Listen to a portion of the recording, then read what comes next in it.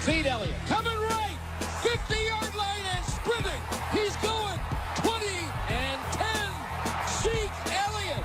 60 yards. Touchdown Cowboys. We go as this offensive line goes, and when they block their butts off like they did tonight and give me a chance to make passes down the field, I think we're going to have success, especially when they open up the holes for Zeke.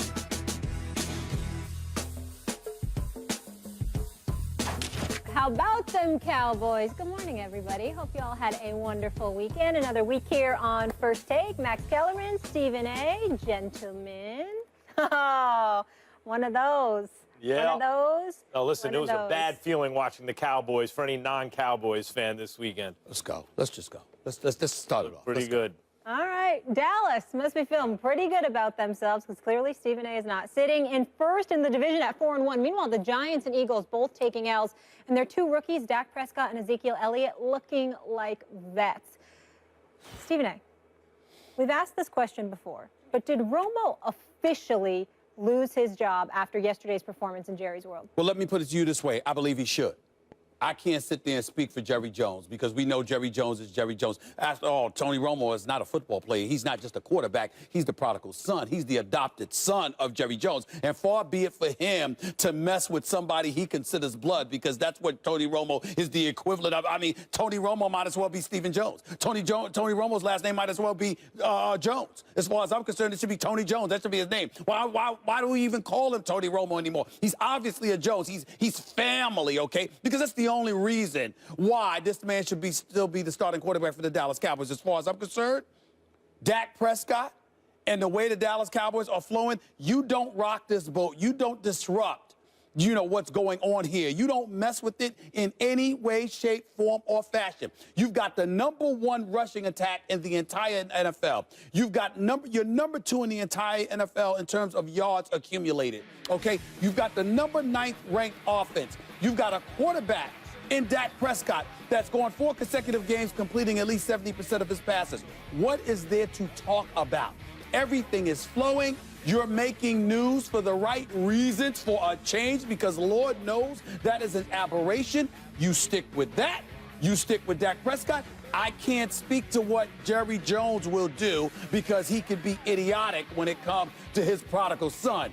But as far as I'm concerned, based on what I have seen, it should be official. It should be Dak Prescott's team. Tony Romo's days should be numbered. He shouldn't be thinking about being the starting quarterback for the Dallas Cowboys any longer. Maybe you could go into the summer and compete for the job again, but you shouldn't mess with what's happening right now, even though we all know anything's possible with Jerry Jones. Well, I'm glad you've come around to my way of thinking.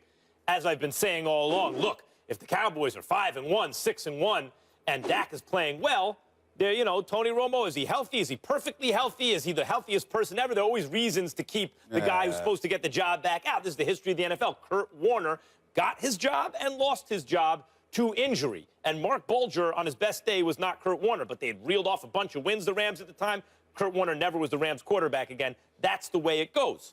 I've been saying that all along. But what happened to Stephen A. Smith, who's sitting there going, Dak doesn't throw outside the numbers, and I still feel that way, but passes down the field. But if you recall what I specifically said, and I appreciate you not just talking, but literally asking me and giving me a chance to answer your little diatribe, your little slick self trying to get at me. Here's what I have said, and I have said this repeatedly. We got to look at their record, but more importantly, we have to look at what Dak Prescott is doing before we're ready to anoint him and supplant and allow him to supplant Tony Romo.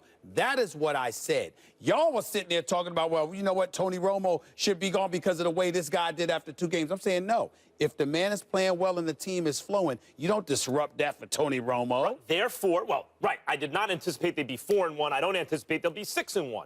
But if they are 6-1, and they looked good yesterday, I mean, they look good both sides of the ball. The defense looked good. The offensive line is amazing, of course. And Dak is good. And Ezekiel Elliott was very good. But if you can't say that Tony Romo just lost his job yesterday, because the next 2 games, at Green Bay, then a bye week, then the Eagles at Dallas. Now, there are a lot of different scenarios that could unfold here. They go to Green Bay and win at Green Bay. Tony Romo's going to be not perfectly ready to play for a little while longer. but they lose at Green Bay. Okay, no big deal. You lost at Green Bay. You're not supposed to win They might lose at on the Green Bay. road. Yeah. Yeah, they might. Okay, so they do. Then you have a bye week. Then coming off the bye, Romo's going to be ready right around then, likely. You lose to the Eagles at home, especially Dak doesn't play well, Romo's job right again. So you can't say based on yesterday, this is now Dak Prescott's job. It's still, we're going to take it game by game, obviously, if they continue to win. But if they lose to Green Bay, if they lose to the Eagles at home, it's Romo's job as soon as Romo's ready. But this is the part that I don't believe you've ever considered. Let's say, for example, they lose to a Green Bay or anybody else. It's 40-35. It's 35-31 or something like that. That's not about Dak Prescott. Let's look at this here. Dak Prescott has attempted 155 passes. He's completing 69% of his passes. He still has yet to throw an interception. And Ezekiel Elliott is averaging 5 yards a carry. And I got on Ezekiel Elliott after game 1 because he said he was average. I said, no, you were worse than average. Stop lying to the American public.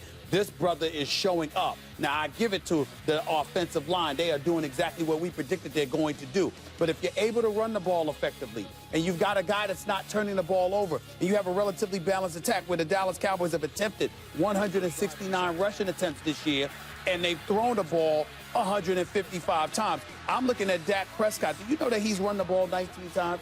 So if you take away the 19 times that he's run the football, he's thrown the football 155 times. They have run the ball 150 times. That is a balanced offensive attack. Who has the potential to disrupt that? The gunslinger himself, Tony Romo. Yes, he's the one that wanted Jerry Jones to go out and get an offensive line. That is absolutely true. He's the one that wanted that. He's the one that schmoozed with Jerry Jones and got him to see the error of his ways as it pertains to an offensive line. But he's also the dude that will take chances. He's also the dude that will make ill-advised turnovers. And if you got a guy that's not doing that, and you have a fan base that has gravitated to him, and you're winning football games, and all that momentum for the first time in about 22 years is flowing in the direction of the Dallas Cowboys. Only Jerry Jones would think about interrupting that to take care of his boy. Only Jerry Jones will be interested. Just watch this for a second. Can you ask me the question you asked him off the top? Do you remember what the question was?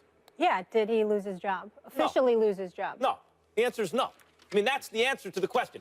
Did Romo officially lose his job yesterday? Well, the answer to that question is no, he did not. We're talking about what we believe because the only person who can make that official decision is Jerry Jones, okay? So clearly, when we ask that question, we're surmising about what we believe should happen based on... What I'm saying is it's and I'm too saying it early should, now. and I'm saying How can you say that when you have a great game at Green Bay coming up, then the bye week, and then the Eagles at home? That is when this will be decided. And even if Dak Prescott, in fact, wins that job and Romo loses it to injury in Dak's play, even if they are 5-2, 6-1, and they win those games, can I confess something? He kind of lost his job because if Dak has 2 bad games in a row, they'll go back to Romo. Can I confess something? Can I confess something? Sure. I must confess this on the national airways because I can't help myself. I just can't help it. Did you see Tony Romo yesterday? He just looked like one of those. I mean, the only thing that was missing was palm trees and the sunshine. Did you see how he was reclined, just chilling back? Life is just so beautiful right now. I don't have a care in the world. I got this check that I'm collecting. You know, I get to go home to see the wife and kids. I don't have to worry about my back getting hurt again because I'm not playing that much. I'm getting paid. The owner's happy. Everybody's happy. Nobody's really thinking about me right now, and we're winning football games. He seems to be somebody incredibly content with the current state of affairs as it pertains to the Dallas Cowboys. That's all I'm trying to say. That's all I'm trying to say. And I applaud him for that. I've always wondered. I said it on this show about Tony Romo, coming from where he came from to the heights he reached as the starting quarterback for the Dallas Cowboys, which is, in fact, once upon a time it was center field for the Yankees, point guard for the Lakers. Quarterback for the Dallas Cowboys is or heavyweight champion of the world. Quarterback for the Dallas Cowboys in this country is the #1 job in sports. Got the huge contract, a couple of them actually. He made it. Maybe that was his Super Bowl. Okay. Maybe he was satisfied with that. Well, say no more.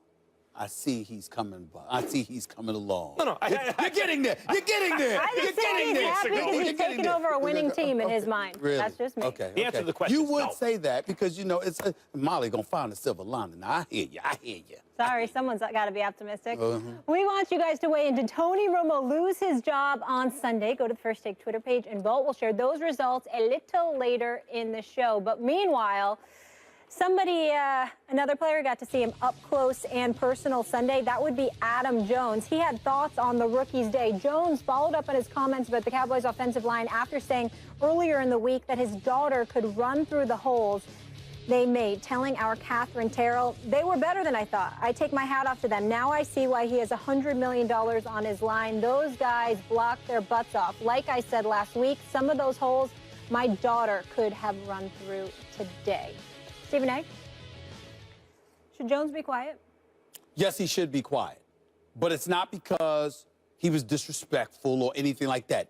He should be quiet because the Cincinnati Bengals yet again are not living up to expectations. They have the 25th ranked offense. They were ranked 25th with their passing game as well as their rushing game. Somehow, some way, did you see them sitting there and bickering on the sidelines or whatever? Now, obviously, you're getting beat up by Dallas's offensive line. That doesn't help matters at all. But they had secondary issues as well, which Pac-Man Jones couldn't even deny. In the end, what it comes down to is, yet again, we find ourselves looking at the Cincinnati Bengals and wondering what the hell is going on with this team. Marvin Lewis is the coach of this team. And, Max, I wanted to bring this up because I want to make sure that I'm very, very clear. I am an individual that has been on the record, you know, particularly more so with college sports than it is with pro sports in terms of talking about the paucity of African Americans that are in head coaching positions, okay?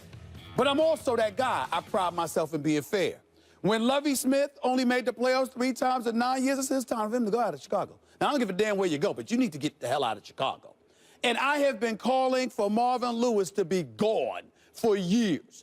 5 consecutive years. And 6 of the last 7 years, the Cincinnati Bengals have been to the playoffs. They have not won one single playoff game. He has been the head coach for 12 complete seasons. They have not won a single playoff game. And the chances are the only reason he still has his job is because he's one of those dudes who's willing to come cheap. Because whereas other coaches get paid $6 or $7 million a year, Marvin Lewis will step 3 or 3.5, and they have the audacity, the temerity, the unmitigated gall to go to other players and talk to them about how they should be willing to settle for less. Trust me, I know this because I know members in the Cincinnati Bengals locker room who have personally told me that Marvin Lewis has gone up to them, trying to encourage them to accept less than what their market value may be, because that's something he would do. I'm looking at this guy right now. 5 consecutive years in those 6 of those last 7. Do you know what else, Max, that I forgot to mention? Do you know each of them was a wild card game? So not only did you make the playoffs, okay, but you were never one of the top 2 seeds any year, which means that all of those years that you were in the playoffs, even when you won a division, you still had to play the wild card game because you were the 3rd seeded team. This dude doesn't get it done.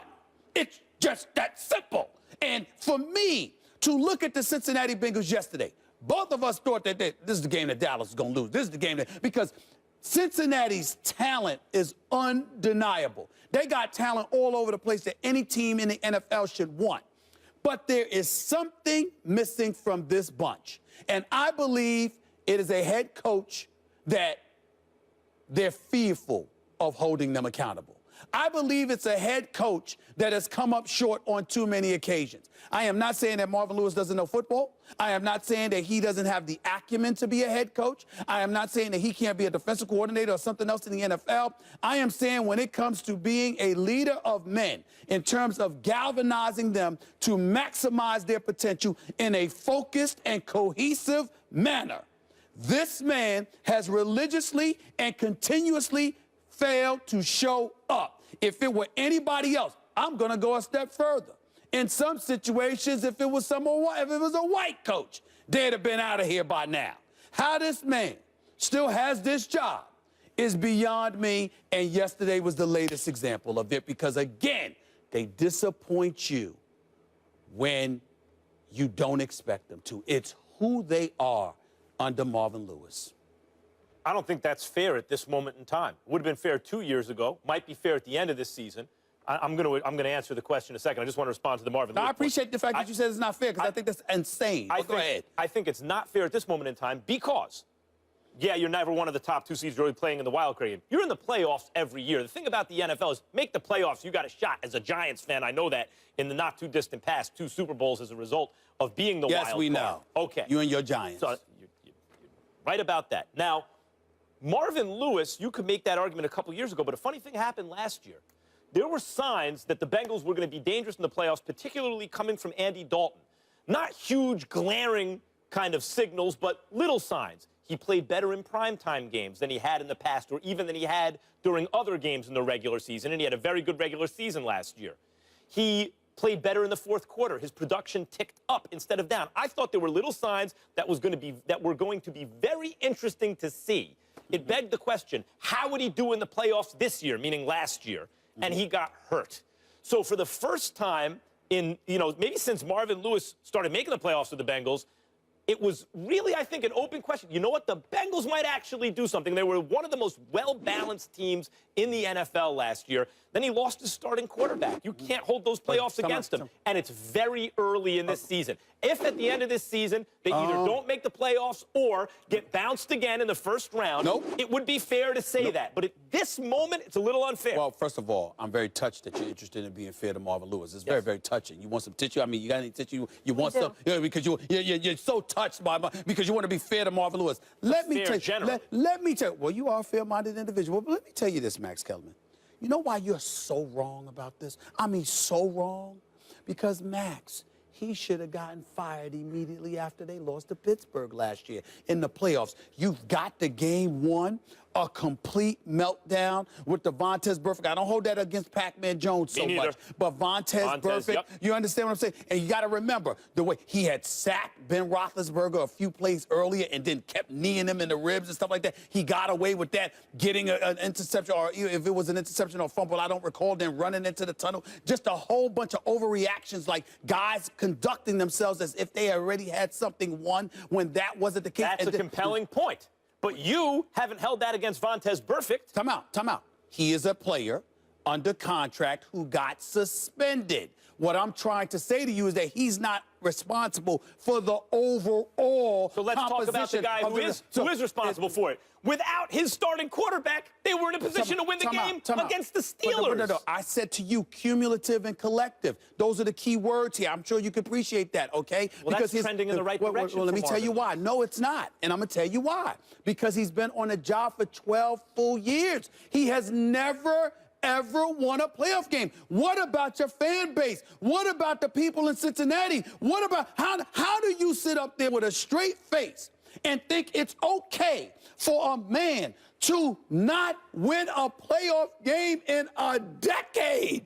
In a decade! Right, but I mean, year after year after year. Why it would have been fair 2 years ago. But there were signs last year that they were heading in the right direction. But they made the playoffs 3 years before 2 years ago. Don't throw out the baby with the bathwater. To get to the point where you're blaming a lack of discipline, which you're placing on the coach, even though when I say Odell Beckham's a contagion for the Giants, you'll talk about those other players are grown men. Okay. They're responsible for their own behavior. Somehow Vontaze Burfict isn't responsible for his behavior. Marvin Lewis is. They were in a position to win the game against your mighty Steelers without Andy Dalton. First of all, don't be You want to get rid of the coach now? Don't be slick. I never sat up there and said that Vontaze Burfict doesn't deserve punishment or anything like that. I'm just saying he's a player. So you're responsible for your job description. He is the head coach and has come up short for 12 years. I would like to address that question now. I'd like to address the original question now about should Adam Jones be quiet? Should Pac-Man Jones be quiet? You and I are on the same page about Pac-Man Jones. Now, he was involved in a very serious crime not all that long ago. Well, no, that needs to be said. However, why does that need to be said now? It's because when it colors people's opinions of Pac-Man Jones. So I understand why people are quick. But Pac-Man Jones has been a model citizen for 4 years. If you'd let me get to the point. Okay, go ahead. I agree with that. While that may color your opinion, and that is true, the fact is last year in the playoffs, when Burfict and Pac-Man Jones had the finger pointed at them, in fact, Burfict deserved it, Pac-Man Jones did not deserve it. He didn't do anything out of line or uncalled for in that game. And here, Pac-Man Jones is being asked direct questions by Catherine Terrell, who is doing a story on the Cowboys' offensive line. You know why? Why? Because the real story is the Cowboys' offensive line. And Pac-Man Jones is here telling the truth. He said, look, Ezekiel Elliott's a beast. He was. I didn't see, like, incredible lateral movement, but when he hit a hole, boy, he was gone.